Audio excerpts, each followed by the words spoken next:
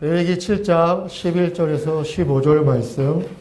오늘 추수감사주일 맞이하여서 한 해 동안 하나님이 주신 은혜와 사랑하심에 감사하며 기억하며 예배하는 주일입니다. 오늘 말씀을 통해서 우리 같이 하나님께 감사할 내용과 의미가 무엇인지 함께 생각해 보겠습니다. 감사는 중요한 인간의 감정이고 중요한 인간의 태도라는 것은 아마 누구나 동의할 겁니다. 특별히 오늘 우리가 살고 있는 이 시대가 때로는 이 생존의 강한 위협을 경험할 때도 있죠. 또 경제적인 필요가 대단히 중요하게 강조되고 또 욕구되기도 하기 때문에 우리의 시대의 환경을 통해서 생각해 보면 감사가 참 필요하고 소중하게 사람들에게 다가올 수 있습니다. 우리가 감사를 어렵게 생각하지 않더라도 감사가 주는 여러 유익들이 쉽게 떠오를 수 있습니다. 몇 가지 잠깐 생각을 해보면 먼저 정서적인 효과가 있습니다. 감사한 마음을 갖게 되면 스트레스나 우울이나 불안이 좀 떨어지고 줄어들게 돼 있죠. 그러면서 만족감도 좀 갖게 되고 또 삶의 의욕이나 활력도 좀 갖게 되기도 합니다. 또 관계적인 효과도 있습니다. 내가 감사한 마음을 가지면 나와 관계 맺고 있는 타인들과 좀 더 친밀함도 갖고 편안함도 갖고 또 원활한 관계도 잘 형성하고 유지해 갈 수 있게 됩니다. 또 신체적인 효과도 있습니다. 데이터에 의한 분석, 보고에 의하면 감사한 마음과 감사한 생각을 갖게 되면 혈압이 안정이 된답니다. 그럴만 하죠. 그리고 면역력이 아주 좋아진답니다. 그리고 아주 중요한 신경 호르몬 물질인 도파민도 많이 분비가 된답니다. 그래서 실제로 통증들이 완화되는 효과도 조사, 연구, 보고되기도 했습니다. 물론 감사한 마음을 갖는 게 좀 어려워서 그렇지 감사는 좋은 것이면 분명합니다. 그래서 하나님께서도 감사하라고 하는 것일까요? 좋은 거니까 감사하면 효과도 있고 도움도 되는 것이니까 하나님도 하나님의 사람들에게 감사하라고 이야기하시는 걸까요? 그렇지는 않습니다.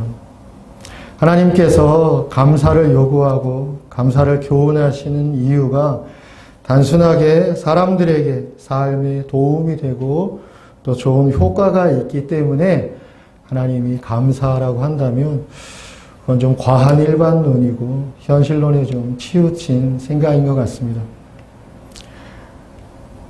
그게 아니고 하나님께서 감사하라고 때로는 교훈도 하고 설명도 하고 심지어는 명령을 하시기까지 성경의 많은 부분들에 감사의 내용이 기록되어져 있는 것은 이것이 단순하게 인생을 사는데 효과가 있고 도움이 되기 때문이 아니라 그거보다 훨씬 더 궁극적이고 절대적인 이유와 의미가 있기 때문에 그런 것입니다. 오늘 우리 본문 말씀을 통해서 그 절대적이고 궁극적인 이유와 의미가 무엇인지 같이 함께 잠깐 살펴보도록 하겠습니다.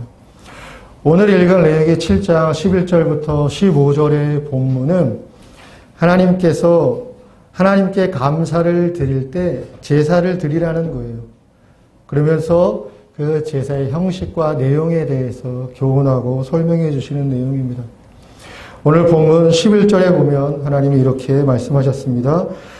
여호와께 드릴 화목 제물의 규례는 이러하니라. 먼저 여러분 좀 생각해 볼 내용은 하나님께서 하나님께 감사를 표현하라고 할 때 제사를 드리도록 하셨다는 겁니다. 아니 목사님 당연히 제사 드려야죠.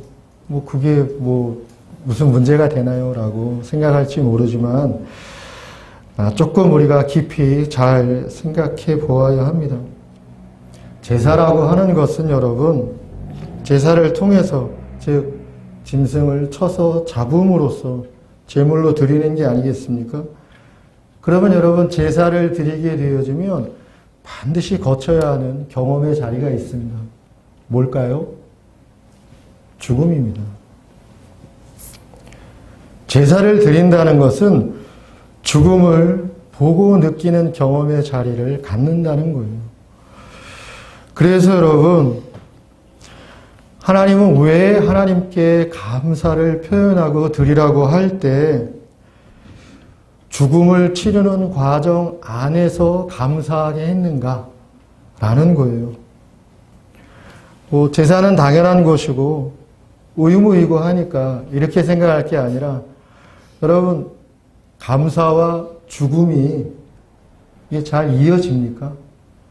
감사하면 뭐 생명, 감사하면 뭐 힘, 뭐 권능, 뭐 이렇게 좀 연결되는 거지.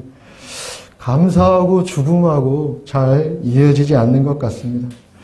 그럼에도 하나님께서 이 과정을 요구하신다는 것에는 분명 하나님의 뜻이 있지 않을까 생각합니다. 죽음을 보고 죽음을 느끼게 하는 것이 왜 하나님께서 감사의 자리가 되게 하셨는지 우리가 좀 생각해 볼 필요가 있습니다. 죽음에 관한 성경의 메시지는 크게 세 가지로 정리할 수 있습니다.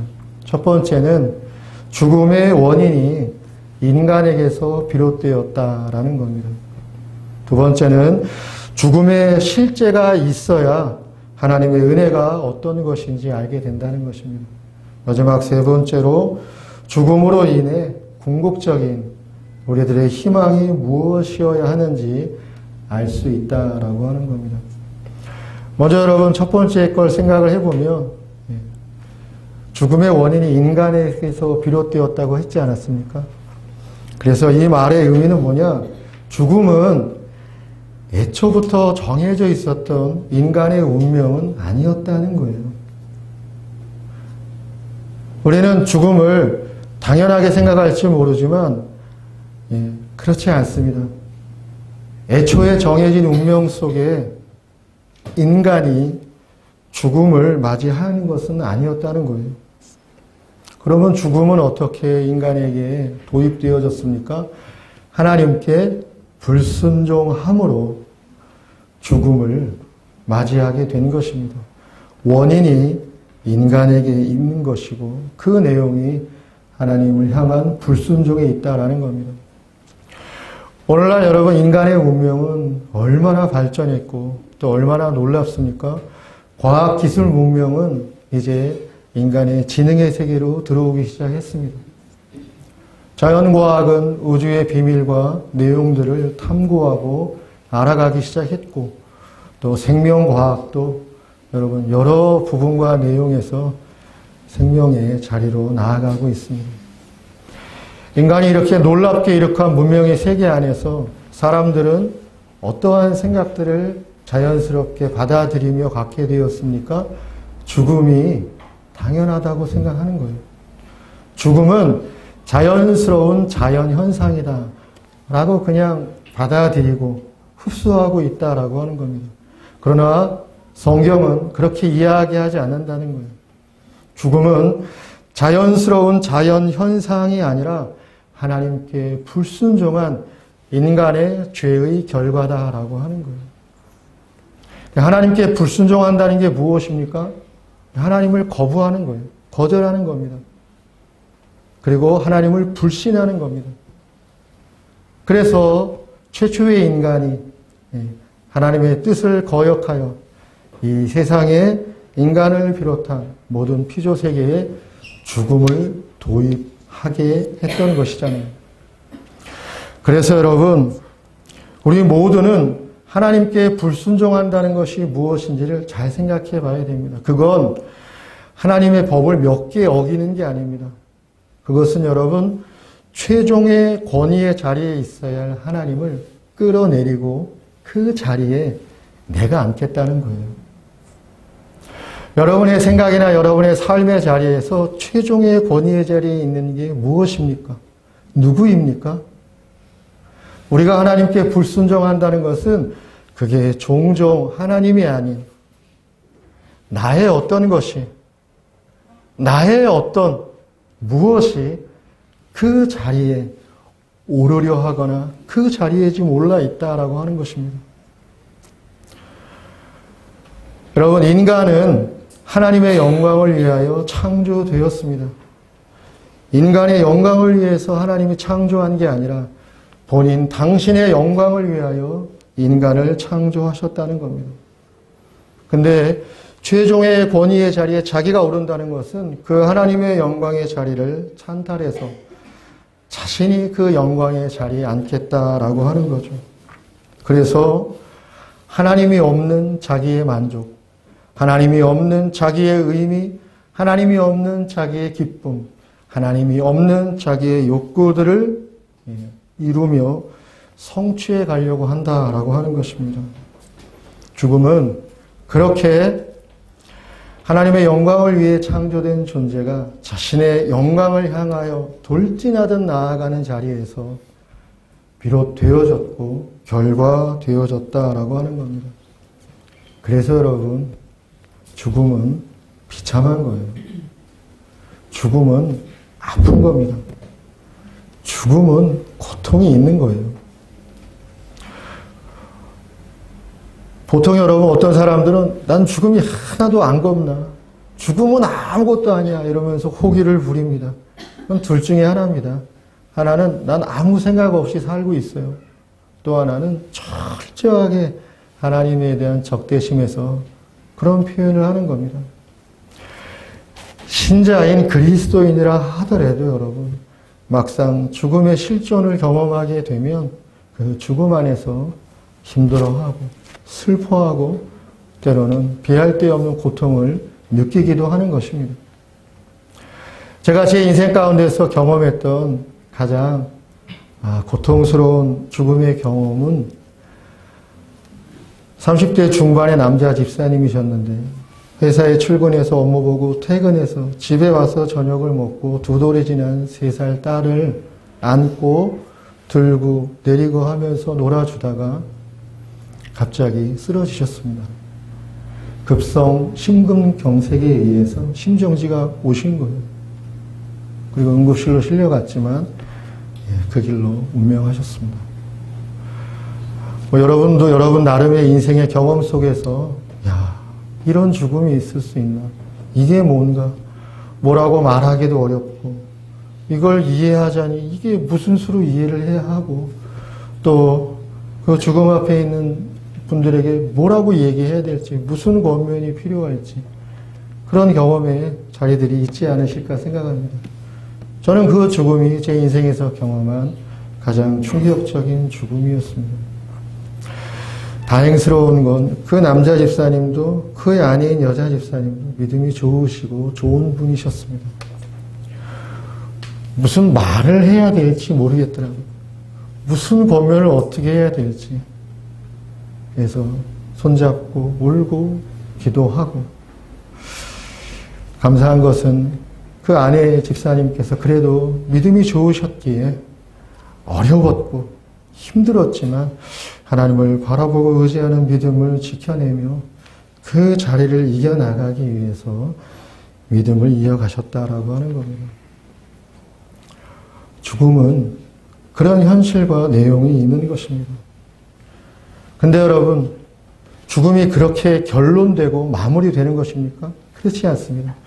하나님의 은혜는 이 죽음으로부터 출발한다라는 거예요. 하나님께 불순종한, 그래서 죽음을 맞이하게 된 인간에게 하나님이 베푸신 사랑과 은혜의 자리가 뭐냐? 하나님이 용서하셨다는 거예요.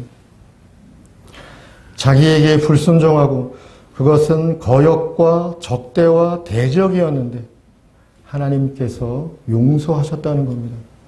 왜 하나님이 용서하셨습니까? 사랑하셨기 때문에 용서하신 거예요. 그러므로 역설적이게도 비참한 죽음은 하나님의 사랑을 극명하게 증명해주는 역전이 되어지는 겁니다. 비참과 아픔과 슬픔의 죽음이 하나님의 사랑과 은혜로 말미암아 역전되어져서 하나님이 어떻게 우리에게 은혜와 사랑을 베풀어 주셨는지를 깨닫고 발견하게 하는 하나님의 자리가 되었다라는 겁니다. 역전에 하나님의 은혜가 있는 것입니다. 이 역전의 온전하고 완전한 완성을 우리 모두는 예수의 십자가의 죽음에서 확인하고 보게 되는 것이죠. 하나님의 독생자이신 예수 그리스도께서 친히 인간의 이 모든 죽음의 사슬과 고통을 끊어내시고 생명과 구원과 회복을 주시기 위해서 기꺼이 자신이 모든 죽음을 받아내심으로써 하나님께 살아있는 희생의 제물이 되어 주시지 않았습니까? 그러므로 여러분, 예수 그리스도 안에서 우리는 역전된 하나님의 사랑을 보게 되어지는 것입니다. 하나님의 은혜는 역전입니다. 그리고 그 역전은 죽음의 역전이다라고 하는 것이죠. 그래서 여러분, 역전된 죽음을 통해서 이제 우리는 무엇을 알게 되는 겁니까? 죽음이 더 이상 죽음이 아니라는 사실. 죽음은 우리에게 다가오는 하나님의 언약의 희망의 창이 되었다라는 사실을 알게 되는 것이죠. 그래서 여러분, 신자들의 참된 즐거움이라고 하는 것은 하나님이 언약하신, 약속하신 이 희망의 실제와 사실들을 보면서 믿음 안에서 그것을 누리는 것이 신자들의 참된 즐거움이자 기쁨이다라고 하는 것입니다. 원래 애초에는 여러분, 죽음이 없었던 존재가 죽음의 존재가 되었습니다. 그래서 죽음만으로 끝나는 존재였다라고 생각을 해본다면 무슨 희망이 있습니까?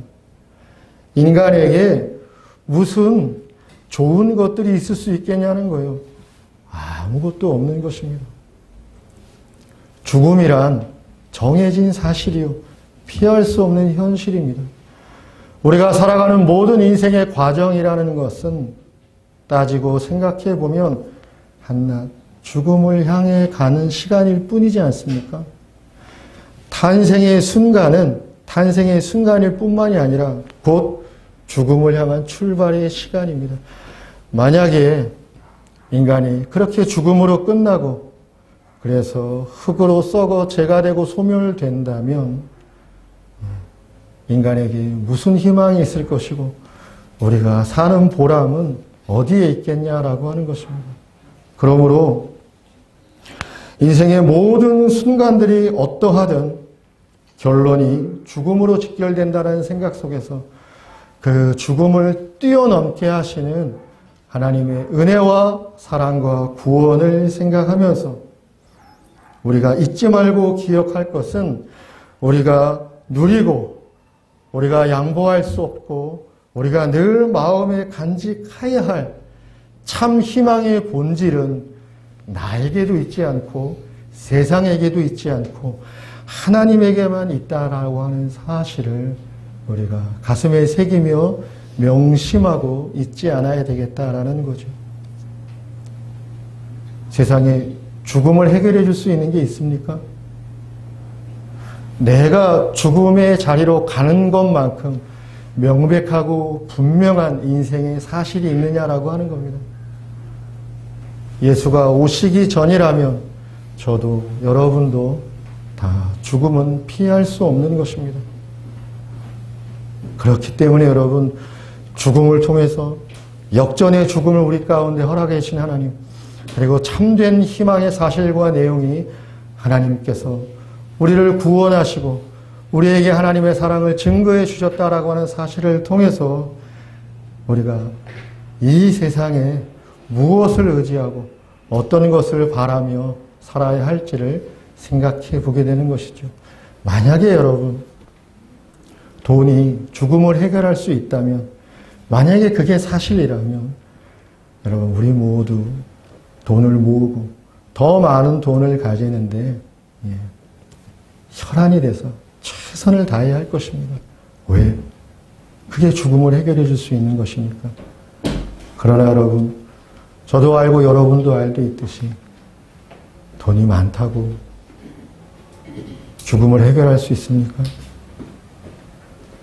내가 가진 게 많다고 죽음을 뛰어넘을 수 있느냐는 거예요. 이 세상의 그 무엇도 죽음을 해결할 수 있는 것이 없다라는 차원에서 우리가 하나님 앞에 나아가는 것이 필요하고 중요하다라는 것입니다. 그래서 여러분, 이러한 내용으로 이어지는 이 전제 위에서 하나님께서 감사를 하나님께 드릴 때 제사를 드리도록 하셨다라고 하는 겁니다. 하나님께 감사의 자리로 나아갈 때 죽음을 보고 느끼게 하신 이유가 여기에 있다라고 하는 것이죠. 그러므로 사랑하는 성도 여러분, 하나님은 우리에게 좋은 것을 주시는 하나님이 맞습니다. 죽음조차도 역전시키시니 그 하나님은 좋으신 하나님이 맞고 우리에게 좋은 것을 주시는 게 맞습니다. 그래서 우리가 얼마든지 하나님께 감사할 수 있습니다. 그러나 때로는 여러분, 좋지 않은 것을 주실 때도 있습니다. 언제나 좋은 것만을 주시는 건 아닐 때도 있다는 거예요. 그래서 여러분, 좋지 않은 것을 주셨을 때, 그래서 어렵고 힘든 것이 내 인생의 자리가 되어졌을 때, 왜 하나님이 나에게 이러한 어려움을 주실까? 이 무게를 나에게 왜 지게 하실까? 라고 생각합니다. 레위기 7장 11절에서 15절 말씀입니다. 레위기 7장 11절에서 15절 말씀, 구약성경 154쪽에 있습니다. 레위기 7장 11절에서 15절 말씀입니다.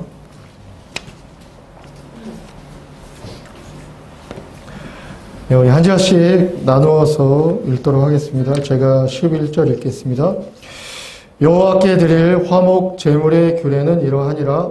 만일 그것을 양상으로 드리려면 기름섞은 무교병과 기름가는 무교병과 온 가루에 기름 섞어 구운 과자를 그 과자와 함께 드리고 또 유교병을 화목제의 감사 제물과 함께 그 예물로 드리되 그 전체 예물 중에서 하나씩 여호와께 거리로 드리고 그것을 화목제의 기를 뿌린 제사장들에게 올리시니라. 다 같이 감사함으로 드리는 화목 제물의 고기는 드리는 그날에 먹을 것이요 조금이라도 이튿날 아침까지 두지 말 것이니라. 아멘. 오늘 추수감사주일 맞이하여서 한 해 동안 하나님이 주신 은혜와 사랑하심에 감사하며 기억하며 예배하는 주일입니다. 오늘 말씀을 통해서 우리 같이 하나님께 감사할 내용과 의미가 무엇인지 함께 생각해 보겠습니다. 감사는 중요한 인간의 감정이고 중요한 인간의 태도라는 것은 아마 누구나 동의할 겁니다.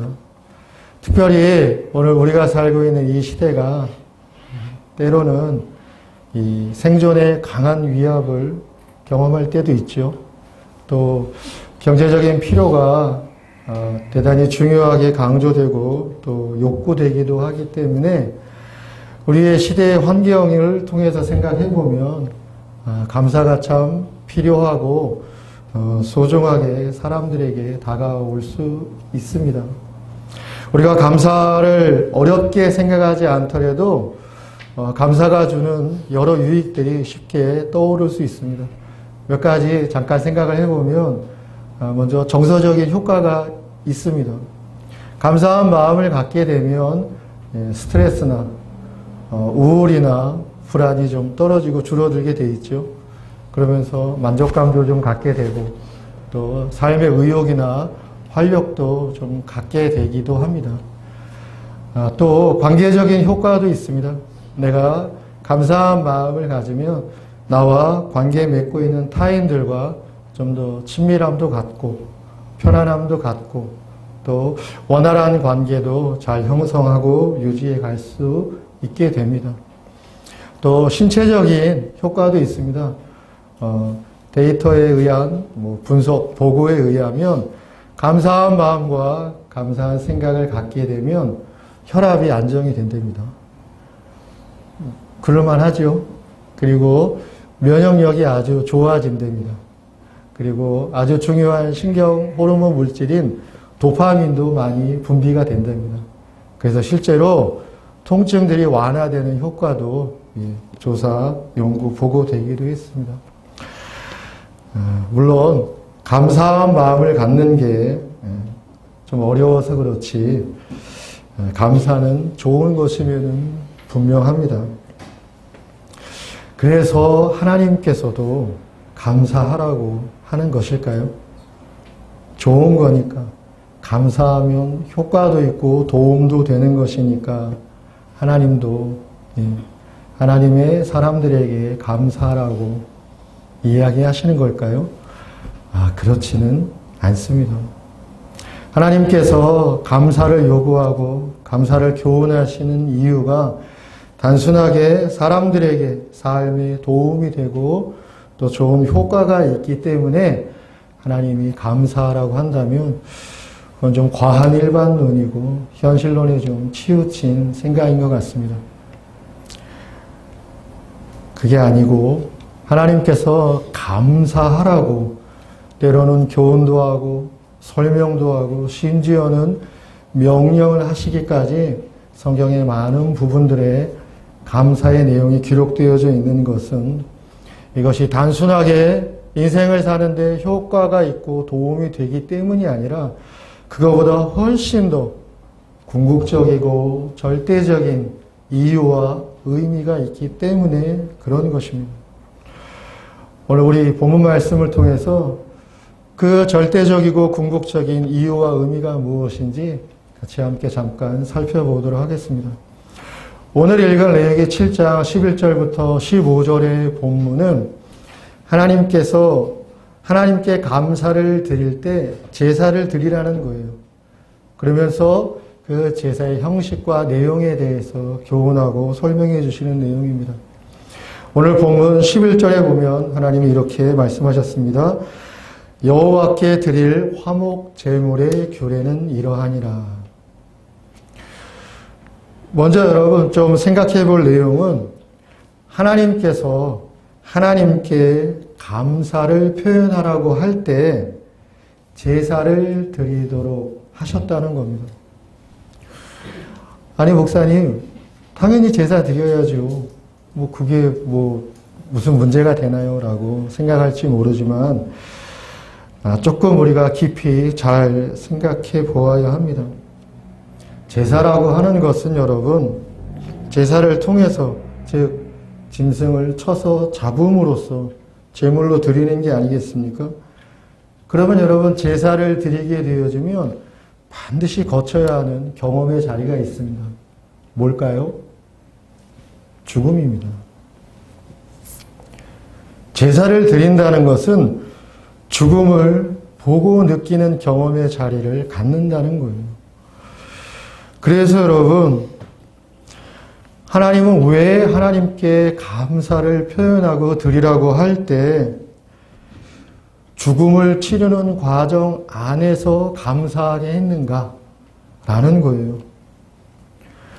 제사는 당연한 것이고 의무이고 하니까 이렇게 생각할 게 아니라 여러분 감사와 죽음이 이게 잘 이어집니까? 감사하면 생명, 감사하면 힘, 권능, 이렇게 좀 연결되는 거지. 감사하고 죽음하고 잘 이어지지 않는 것 같습니다. 그럼에도 하나님께서 이 과정을 요구하신다는 것에는 분명 하나님의 뜻이 있지 않을까 생각합니다. 죽음을 보고 죽음을 느끼게 하는 것이 왜 하나님께서 감사의 자리가 되게 하셨는지 우리가 좀 생각해 볼 필요가 있습니다. 죽음에 관한 성경의 메시지는 크게 세 가지로 정리할 수 있습니다. 첫 번째는 죽음의 원인이 인간에게서 비롯되었다라는 겁니다. 두 두 번째는 죽음의 실제가 있어야 하나님의 은혜가 어떤 것인지 알게 된다는 것입니다. 마지막 세 번째로 죽음으로 인해 궁극적인 우리들의 희망이 무엇이어야 하는지 알 수 있다라고 하는 겁니다. 먼저 여러분 첫 번째 걸 생각을 해보면 죽음의 원인이 인간에게서 비롯되었다고 했지 않았습니까? 그래서 이 말의 의미는 뭐냐? 죽음은 애초부터 정해져 있었던 인간의 운명은 아니었다는 거예요. 우리는 죽음을 당연하게 생각할지 모르지만 그렇지 않습니다. 애초에 정해진 운명 속에 인간이 죽음을 맞이하는 것은 아니었다는 거예요. 그러면 죽음은 어떻게 인간에게 도입되어졌습니까? 하나님께 불순종함으로 죽음을 맞이하게 된 것입니다. 원인이 인간에게 있는 것이고 그 내용이 하나님을 향한 불순종에 있다라는 겁니다. 오늘날 여러분 인간의 운명은 얼마나 발전했고 또 얼마나 놀랍습니까? 과학기술 문명은 이제 인간의 지능의 세계로 들어오기 시작했습니다. 자연과학은 우주의 비밀과 내용들을 탐구하고 알아가기 시작했고 또 생명과학도 여러분 여러 부분과 내용에서 생명의 자리로 나아가고 있습니다. 인간이 이렇게 놀랍게 이룩한 문명의 세계 안에서 사람들은 어떠한 생각들을 자연스럽게 받아들이며 갖게 되었습니까? 죽음이 당연하다고 생각하는 거예요. 죽음은 자연스러운 자연현상이다 라고 그냥 받아들이고 흡수하고 있다라고 하는 겁니다. 그러나 성경은 그렇게 이야기하지 않는다는 거예요. 죽음은 자연스러운 자연현상이 아니라 하나님께 불순종한 인간의 죄의 결과다라고 하는 거예요. 하나님께 불순종한다는 게 무엇입니까? 하나님을 거부하는 거예요. 거절하는 겁니다. 그리고 하나님을 불신하는 겁니다. 그래서 최초의 인간이 하나님의 뜻을 거역하여 이 세상에 인간을 비롯한 모든 피조세계에 죽음을 도입하게 했던 것이잖아요. 그래서 여러분 우리 모두는 하나님께 불순종한다는 것이 무엇인지를 잘 생각해 봐야 됩니다. 그건 하나님의 법을 몇 개 어기는 게 아닙니다. 그것은 여러분 최종의 권위의 자리에 있어야 할 하나님을 끌어내리고 그 자리에 내가 앉겠다는 거예요. 여러분의 생각이나 여러분의 삶의 자리에서 최종의 권위의 자리에 있는 게 무엇입니까? 누구입니까?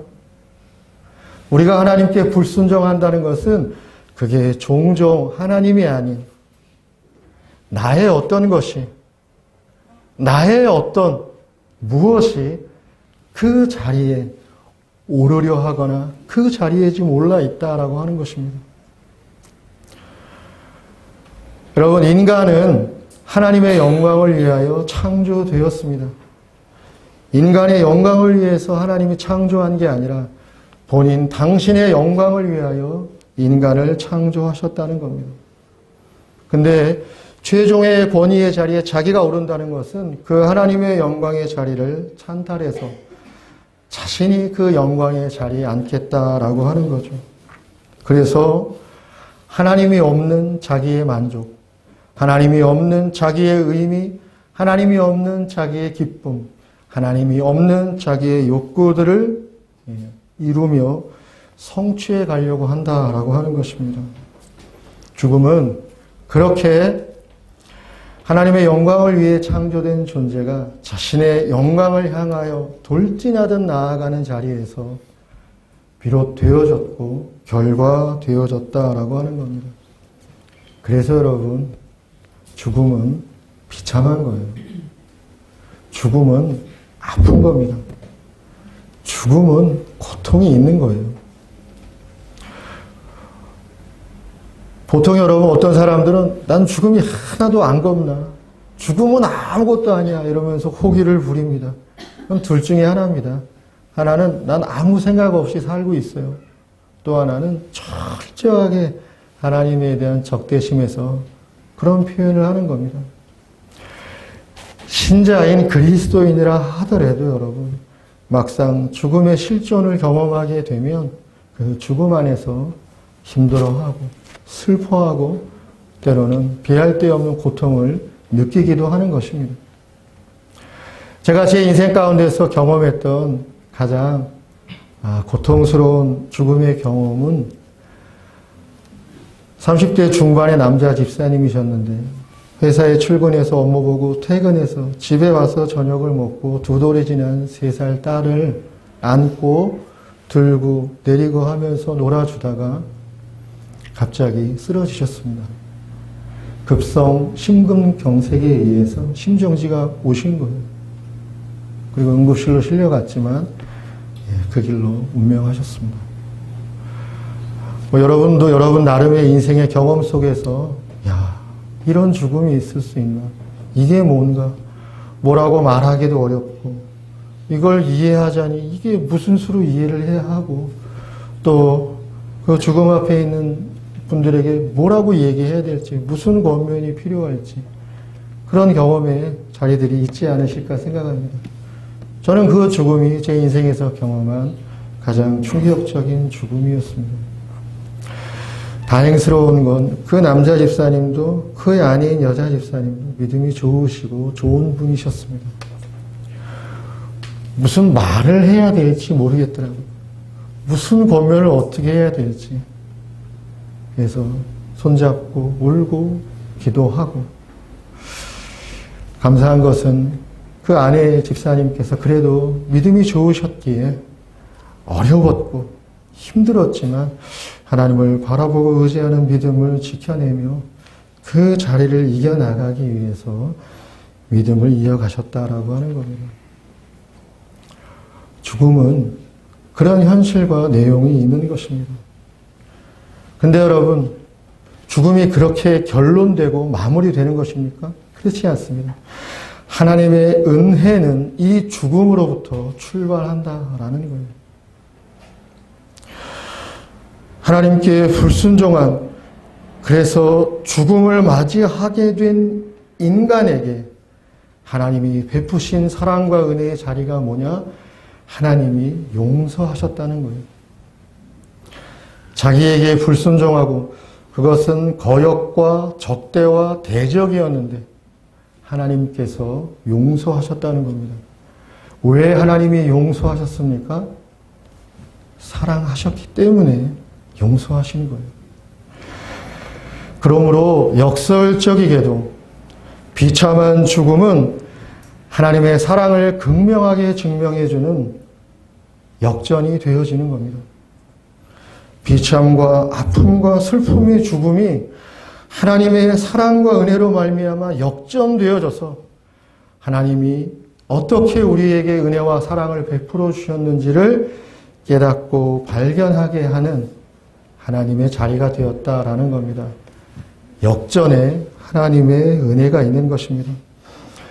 이 역전의 온전하고 완전한 완성을 우리 모두는 예수의 십자가의 죽음에서 확인하고 보게 되는 것이죠. 하나님의 독생자이신 예수 그리스도께서 친히 인간의 이 모든 죽음의 사슬과 고통을 끊어내시고 생명과 구원과 회복을 주시기 위해서 기꺼이 자신이 모든 죽음을 받아내심으로써 하나님께 살아있는 희생의 제물이 되어주시지 않았습니까? 그러므로 여러분, 예수 그리스도 안에서 우리는 역전된 하나님의 사랑을 보게 되어지는 것입니다.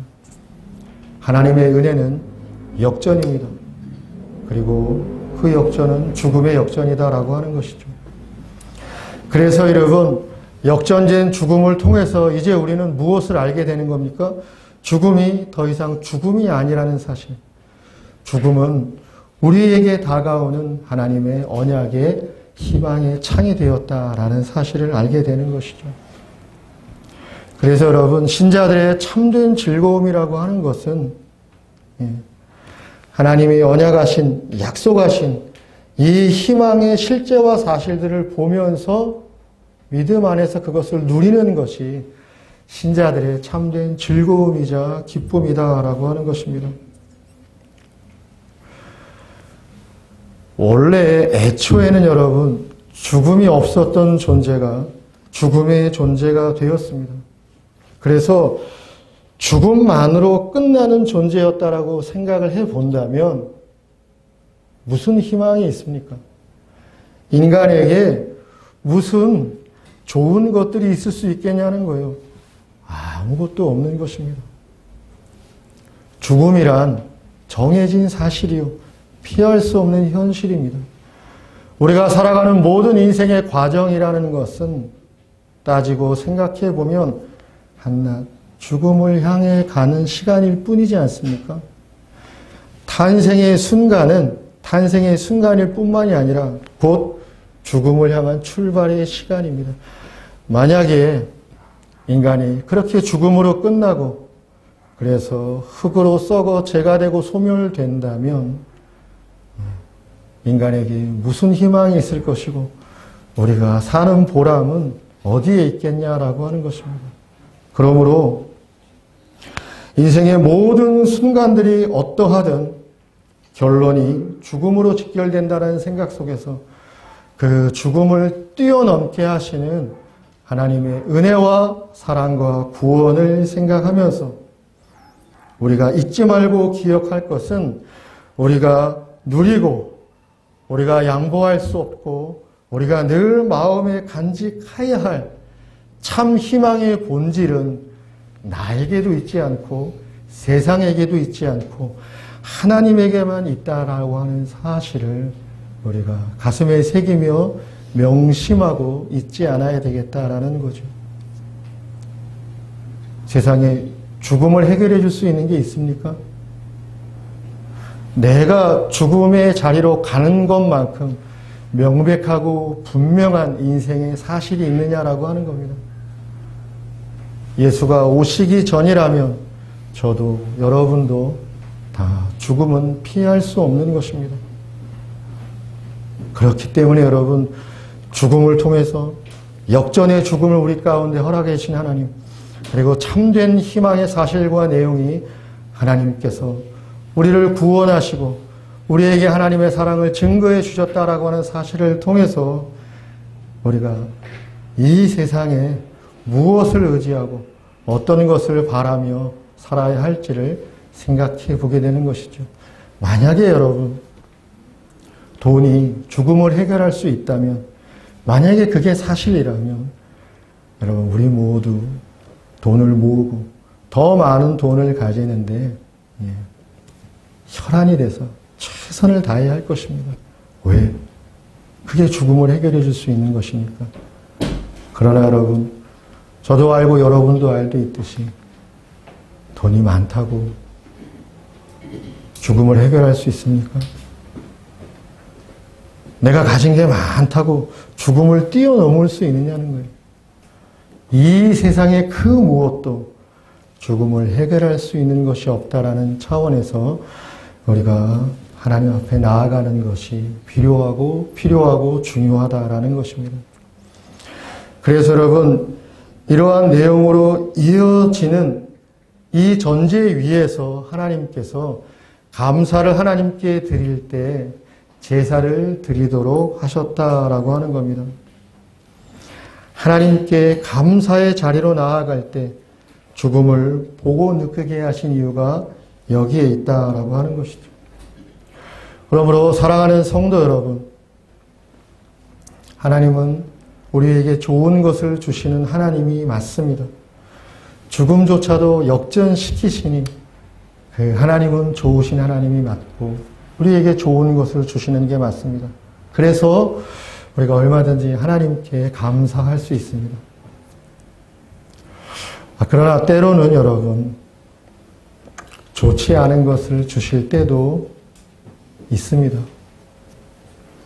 언제나 좋은 것만을 주시는 건 아닐 때도 있다는 거예요.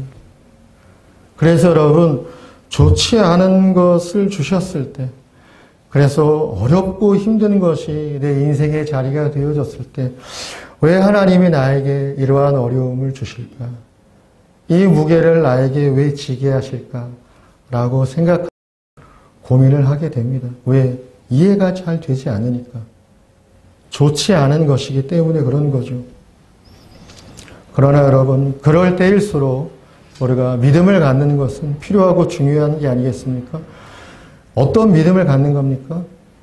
비참과 고통의 죽음마저 역전시키신 하나님이시기에 그 하나님을 신뢰함으로 이 좋은 것을 통해서 또는 좋지 않은 것을 통해서 하나님께서 반드시 하나님의 섭리를 이루어 가실 거라는 사실을 우리가 신뢰하는 겁니다. 그럼으로써 좋지 않은 것이 반드시 좋지 않게 끝나지 않을 것이라고 하는 사실을 우리가 굳게 믿고 의지하며 하나님 앞에 설 수 있게 된다라고 하는 것입니다. 여러분, 고린도후서 12장 7절에 보면 사도 바울이 자기 고백을 한 내용이 등장을 합니다. 바울이 어떠한 고백을 이야기했냐면 자기 육체의 가시에 대해서 이야기했어요. 육체의 가시, 어떤 질병을 말하는 거죠.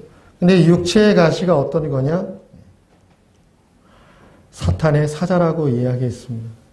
그리고 그 다음에 하나님께서 나를 치셨다. 이렇게 이야기했습니다. 육체의 가시고 그리고 사탄의 사자로 지금 사용되고 있고 하나님이 나를 치셨구나. 이렇게 이야기하는 내용이라는 거예요. 그래서 사도 바울이 뭐라고 이야기했냐? 이것이 내게서 떠나게 해달라고 하나님께 3번 간구했다라는 겁니다. 하나님께 3번 간구했으니까 뭐 30분, 1시간 간단하게 간구했나 보다. 그렇게 생각하는 게 아니죠, 여러분. 바울은 정말 전력을 다해서 정말 이것이 나에게 심각한 문제요, 어려움이니 이 좋지 않은 것을 내게서 떠나가게 해달라고 전력을 다해서 3번을 간구했다는 겁니다. 그러면 여러분, 하나님이 어떻게 응답하셨을까요? 그래, 너의 간구를 받아 내가 고쳐주겠다 라고 하셨을 것 같은데 그렇지 않습니다. 하나님의 대답은 안 고쳐주시겠다는 거예요. 그래서 하나님의 응답이 뭐냐? 내 은혜가 너에게 족하다는 거예요. 내 은혜가, 너에게 준 내 은혜가 너에게 충분하다라고 하는 겁니다. 그러면서 뭐라고 말씀하시느냐? 이는 내 능력이 약한 데서 온전하여 짐이니라. 여러분, 이게 하나님 말씀이니까 그냥 끄덕할 게 아니고 이게 논리적으로 말이 안 되는 겁니다. 능력이라고 하면 여러분, 세고 강하고 높아야 되잖아요. 근데 내 능력, 하나님의 능력은 약한 데서 온전하여진다는 거예요. 하나님의 능력이면 강하고 세고 높아야지 되는 건데 약한 데서 온전하여진다는 겁니다. 이 말씀을 받아들인 바울의 또 하나님을 향한 대답이 뭐냐? 그러므로 도리어 내가 크게 기뻐한다는 거예요. 여러분, 여기에 정말 놀라운 신앙의 정수가 있는 겁니다. 신앙의 본질이 있는 거예요. 하나님이 내 능력은 약한 데서 온전하여진다라고 하는 이 하나님의 말씀을 그대로 받아들인 거예요. 거기에 자기의 견해나 자기의 욕구나 자기의 생각을 집어넣은 게 아니라 그 하나님의 말씀을 그대로 수용했다는 것입니다. 그것이 신자들의 진정한 기쁨의 자리라는 거예요. 그러면서 바울이 무엇이라고 이야기했느냐? 이는 그리스도의 능력이 내 안에 머물게 하려 함이다 라고 했던 거예요. 그래서 여러분, 바울이 서두에 밝힐 때 왜 육체의 가시와 그리고 왜 사탄의 사자와 왜 하나님이 나를 치셨느냐라고 하면 나를 자만에 빠지지 않게 하시려고 했다는 언급을 서두에 하고 이 말씀을 쭉 전개하는 겁니다. 하나님께서 바울이 얼마나 훌륭하고 놀라운 하나님의 계시를 받았습니까? 얼마나 많은 능력을 행사했습니까? 그러니 바울에게 육체의 가시를 허락하셔서 이 좋지 않은 것을 통해서 바울이 자만에 빠지지 않도록 영적 교만에 휘둘리지 않도록 하나님께서 주신 은혜의 자리라는 겁니다. 그래서 바울이 담대하게 선언하는 거예요. 나는 약한 것을 자랑하겠다고. 그것이 여러분 우리에게도 그대로 이어지는 하나님의 말씀의 자리가 아니겠습니까? 그러므로 때로는 이해하기 힘든 어려운 고초와 삶의 무게 앞에 우리가 놓여있다 하더라도 반드시 하나님의 뜻이, 하나님의 말씀이 이 자리를 통해서 역사하고 하나님의 능력이 나타날 것이라고 하는 믿음 안에서 우리가 하나님께 기쁨과 감사를 갖는 것이 필요하지 않겠냐라고 하는 것입니다. 오늘 여러분 조금 더 구체적으로 실천적으로 그러면 어떻게 하나님께 감사하는가에 관한 내용이 오늘 본문 12절과 13절에 등장합니다. 12절과 13절에 어떤 내용이냐면 하나님께서 감사의 질문을 드릴 때 이거 드리라고 이야기하는 거예요. 그 네 가지가 뭐냐? 무교병, 부교전병, 고운 가루로 구운 과자, 그리고 유교병. 이 네 가지를 감사의 제물로 드리라는 겁니다. 그것이 하나님께 감사하는 구체적인 내용이 된다는 거예요. 여러분, 이스라엘은 주된 곡식 농사가 밀농사, 보리농사입니다. 이스라엘은 벼농사를 할 수 없습니다. 강수량이 부족하기 때문에 벼농사는 불가능합니다. 그래서 밀농사, 보리농사입니다. 무교병, 이 병자가 여러분 떡 한자로 번역했잖아요. 떡이 아닙니다. 빵입니다. 밀로 만든 일종의 빵이에요. 그래서 무교병, 무교전병은 다 밀로 만든 빵인데 왜 무교병, 무교전병이냐면 두께 때문에 그렇습니다. 두께가 1cm보다 좀 얇으면 무교전병이라고 했고 1cm가 넘어가면 무교병이라고 했습니다. 빵이에요, 여러분. 이 빵인데 이 빵은 여러분 무교, 즉 누룩을 넣지 않는 빵이기 때문에 발효가 되지 않습니다. 그래서 이걸로 그냥 빵을 구워서 빵으로 만들면 이 빵은 딱딱하고 하나도 맛이 없는 게 되는 거예요. 그래서 딱딱하고 맛이 없는 빵이기 때문에 이 빵은 여러분 만들 이유가 없는 빵이에요. 딱딱하고 맛없는데 만들어서 드시겠습니까? 맛있는 빵도 많은데. 그래서 여러분 이 무교병, 무교전병은 만들 필요도, 만들 이유도 없는 빵입니다. 근데 하나님이 감사의 제물을 드릴 때 이 무교병, 무교전병을 만들어서 감사의 제물로 드리라고 한 거예요. 왜 그랬느냐? 이스라엘이 이 무교병과 무교전병을 만들어서 먹었을 때가 있었습니다. 그때가 언제냐? 이스라엘이 출애굽할 때, 애굽의 노예에서 해방되어졌을 때, 그때 여러분 이스라엘이 무교병, 무교전병을 만들어서 먹게 되었던 겁니다. 왜 무교병, 무교전병을 만들었느냐? 애굽에서 지금 탈출해서 급하게 나가야 되니까. 애굽이 또 어떻게 무슨 수로 또 해코지할지 모르잖아요. 그러니까 나갈 수 있을 때 빨리 출발하고 나가야 하니까 빵을 발효시켜서 잘 숙성시켜가지고 구워서 맛있는 빵을 만들 시간이 없는 겁니다. 빨리 만들어서 빨리 구워서 그냥 갖고 나갔어야 하는 거죠. 그래서 무교병과 무교전병이 출애굽할 때 만들어서 이스라엘 백성이 먹게 되어졌던 것입니다. 그래서 하나님께서 무교병, 무교전병을 감사의 제물로 드리라는 것은 기억하라는 거예요. 뭘? 하나님의 역사를 기억하라는 겁니다. 하나님의 역사란 무엇입니까? 하나님은 하나님의 말씀하신 것을 반드시 이루어 가시는 하나님이라는 거예요. 하나님은 언약을, 약속을 어기시지도 못하고 어기지도 않고 허언하시는 하나님이 절대 아니라는 겁니다. 역사의 하나님을 기억한다라고 하는 것은 하나님은 말씀하신 걸 그대로 이루고 성취하시는 하나님이심을 기억하라는 것입니다. 그래서 무교병과 무교전병을 드리며 하나님의 역사를 잊지 말고 하나님의 역사에 대한 믿음을 가지고 하나님께 감사해야 된다라고 하는 것입니다. 그래서 여러분, 조건에 비례하는 감사는 필히 조건에 비례하는 불평을 낳게 되어 있습니다. 내가 열심히 노력해서 얼마의 소득을 얻었다고 해봅시다. 그러면 감사하겠죠. 감사합니다. 근데 어느 날 여러분, 나하고 똑같은 노력을 했는데 나보다 더 많은 소득을 올린 사람이 있습니다. 그러면 감사한 마음이 듭니까? 싹 사라집니다. 불평이 듭니다. 왜 똑같이 노력했는데 나는 이만큼이고 이 사람은 이만큼이냐, 이렇게 되는 거죠.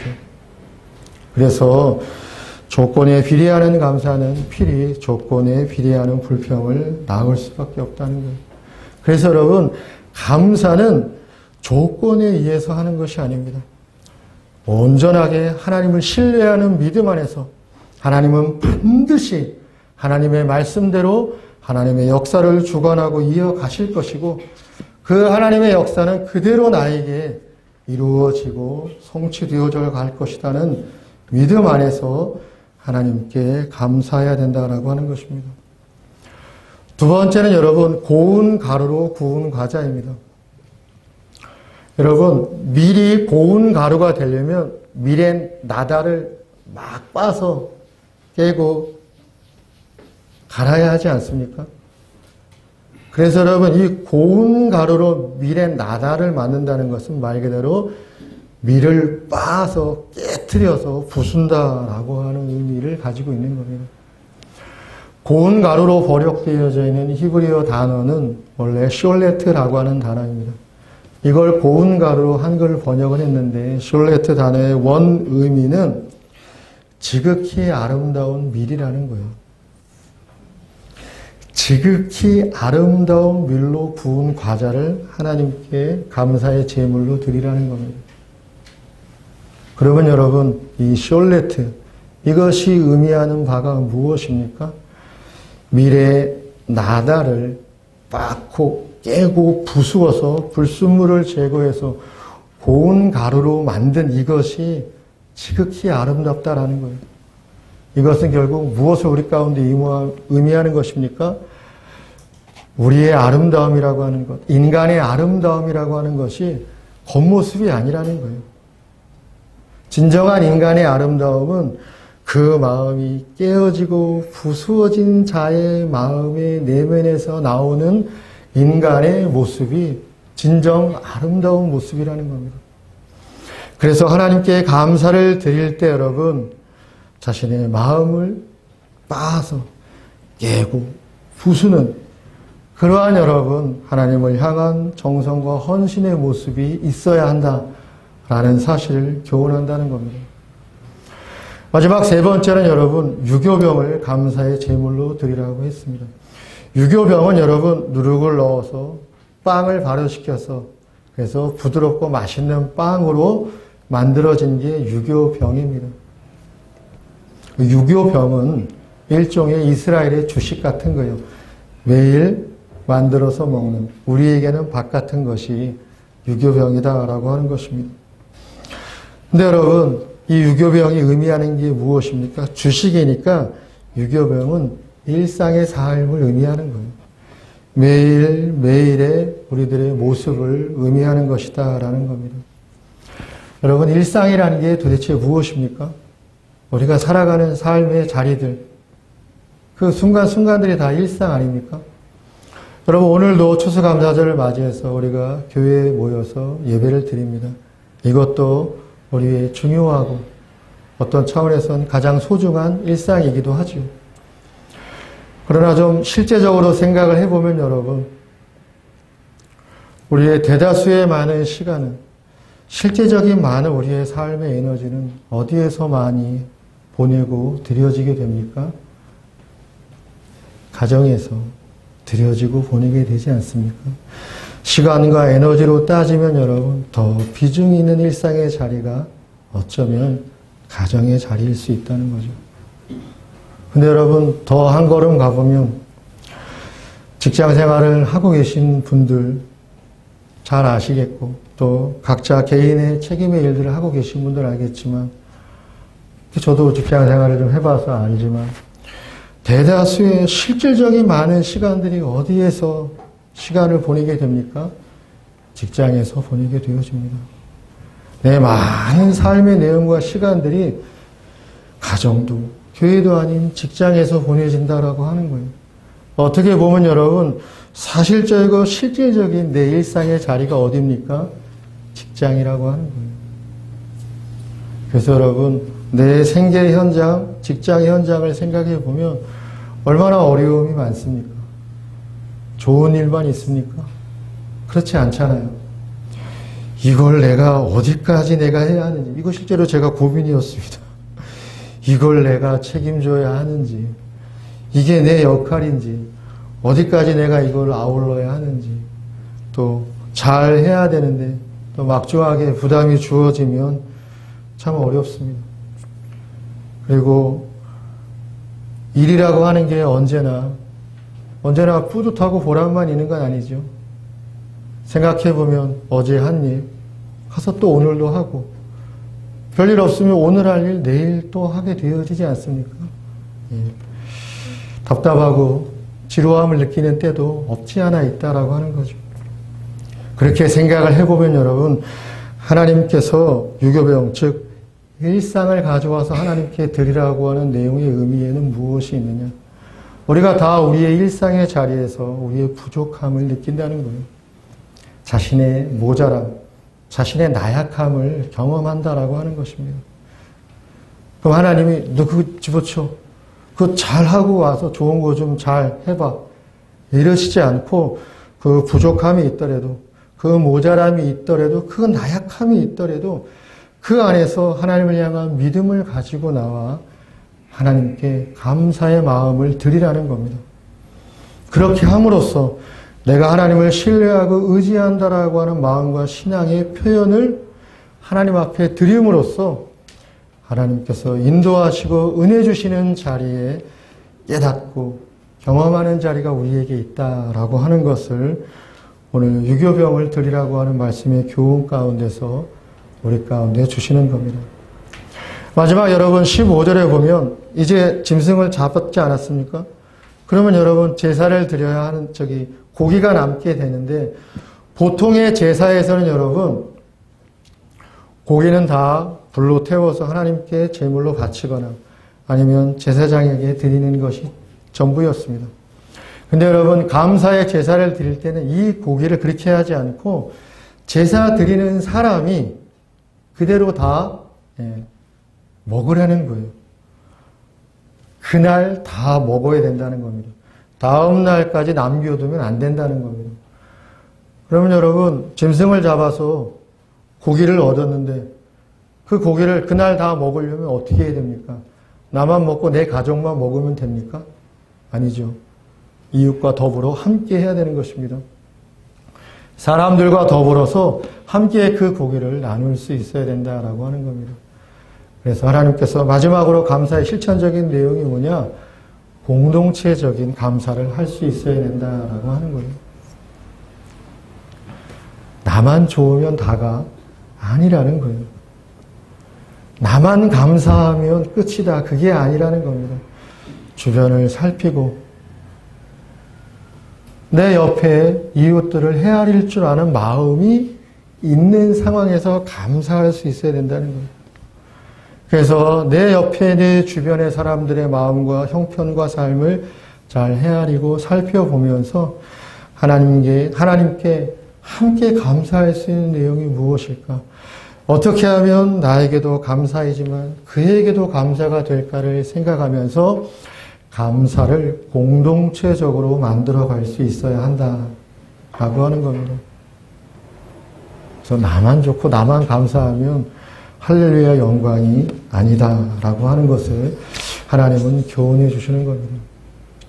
이 내용들이 여러분 오늘 레위기 7장 11절부터 15절 속에 하나님께서 우리에게 감사하라고 하신 교훈과 내용의 말씀입니다. 오늘 설교의 제목이 감사는 마음의 분별이요 사유의 방식이라고 제목을 달았습니다.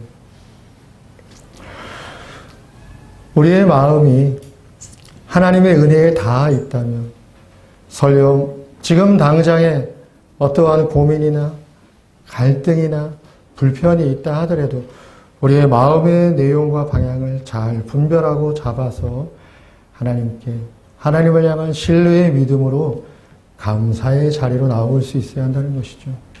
또 어떠한 생각이나 어떠한 고민이나 어떻게 할까라고 하는 갈등이 있을 때도 내 생각과 사유의 방식을 감사에 잘 초점 맞추어서 하나님의 뜻을 내가 받들어 순종하겠습니다 라고 하는 믿음을 가지고 우리의 생각을 조정해 갈 수 있어야 되겠다라고 하는 것입니다.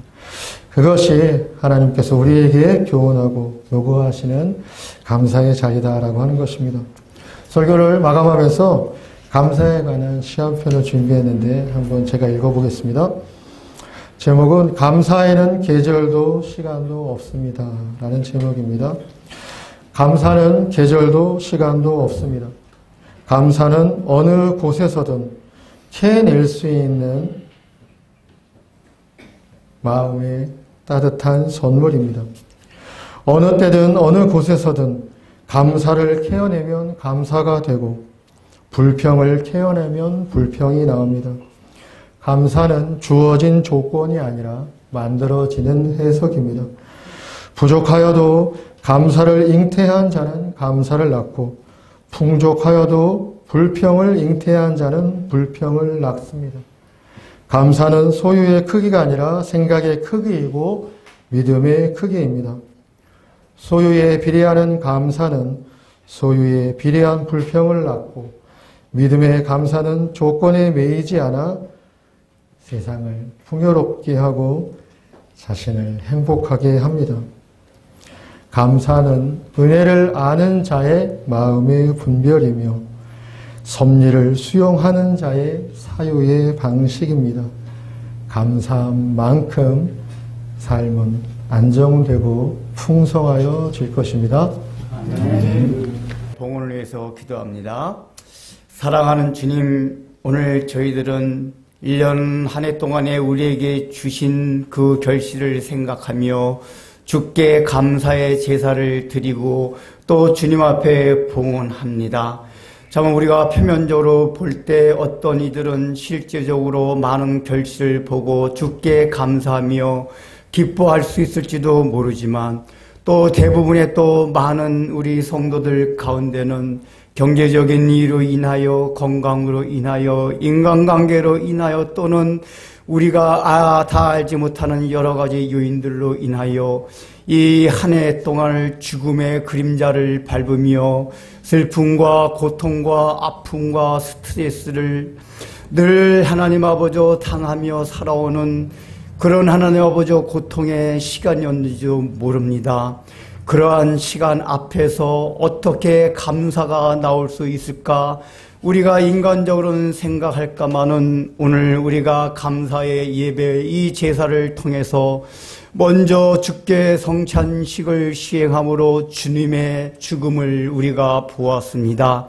주님의 죽으심은 우리의 죽음의 그림자를 능히 덮을 뿐 아니라 우리의 죽음 그 자체도 능히 덮을 수 있는 능력임을 우리가 믿고 고백하오니 비록 한 해의 시간 동안에 죽음의 그림자를 밟고 왔을지라도 오늘 성찬식을 통하여 우리에게 보여주신 주님의 죽음을, 주님의 약속을 다시 한번 생각하며 우리의 죽음을 모든 것을 극복해 주시야는 그 믿음과 소망을 가지고 주님 앞에 참되게 봉헌하게 하여 주옵소서.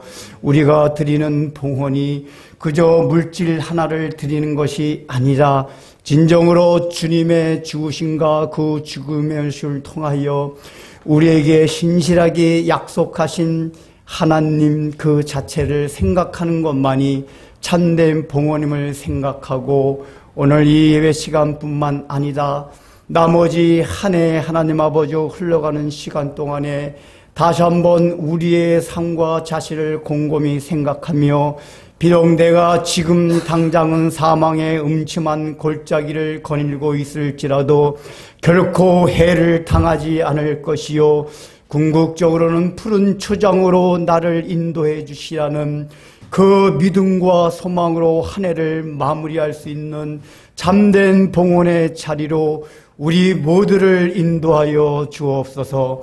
예수님의 이름으로 기도드립니다.